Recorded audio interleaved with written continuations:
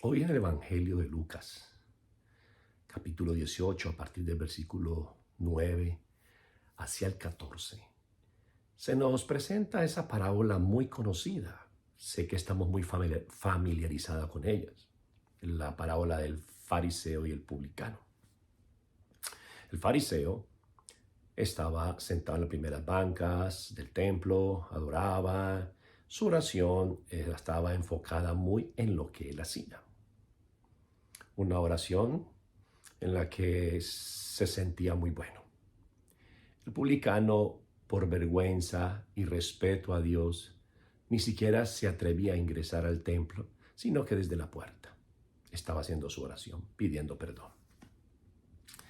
Hablemos de las semejanzas y diferencias entre estos dos personajes. Semejanzas. Sí, son seres humanos iguales. Son pecadores iguales. Y creo que la gran semejanza. Como también ambos están necesitados de Dios. Pecadores, tanto el fariseo como el publicano, y a su vez necesitados de Dios. En eso encontramos un gran paralelo, similitudes entre ellos. Diferencias. Podemos percibir que la gran diferencia está en que el fariseo se creía bueno. El publicano reconocía su error y se reconocía pecador. Fíjese algo. Para el publicano quizás era mucho más fácil hablar de su debilidad, reconocer sus errores, porque su pecado es visible. Él era notable en el ambiente judío.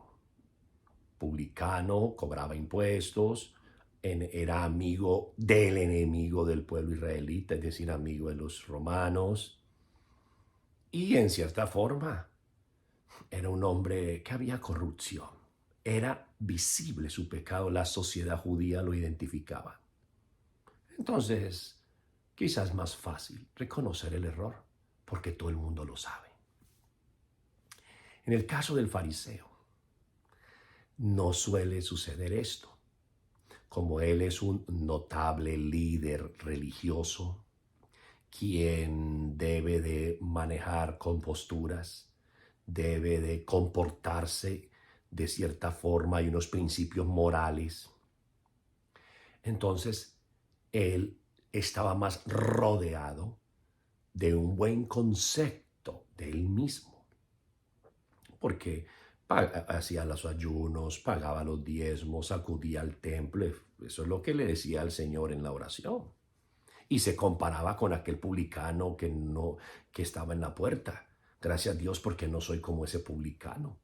Yo sí hago buenas obras, yo sí hago cosas especiales, yo sí vengo al templo, yo hago mis oraciones, cumplo las leyes. Pero resulta que en el corazón del fariseo había una doblez. Y es eso que es invisible. Casi no se notaba los grandes pecados que tenía él, porque se le veía siempre en las cosas de Dios.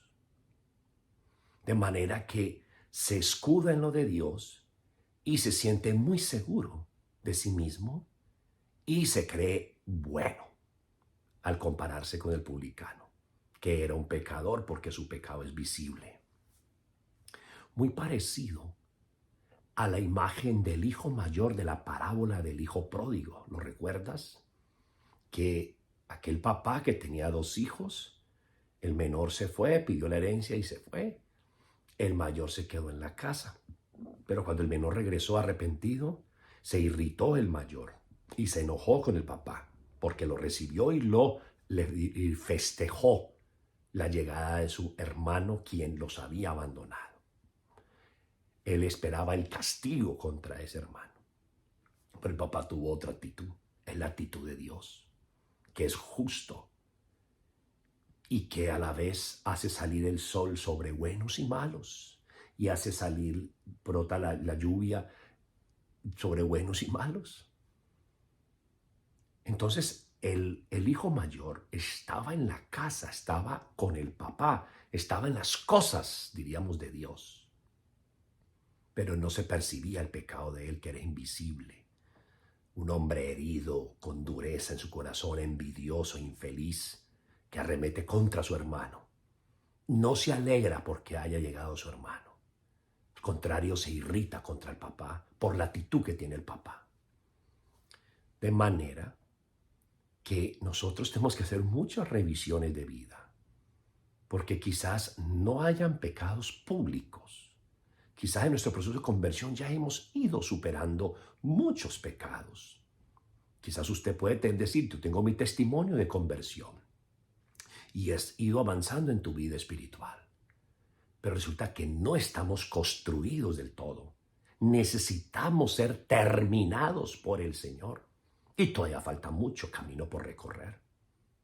Y por ello podemos encontrar gente muy servidora de Dios, siendo usada por el Señor maravillosamente con unos dones especiales, pero con un fariseísmo en su corazón, donde hay doblez, donde se busca nomás una apariencia, buscar la aprobación de todos.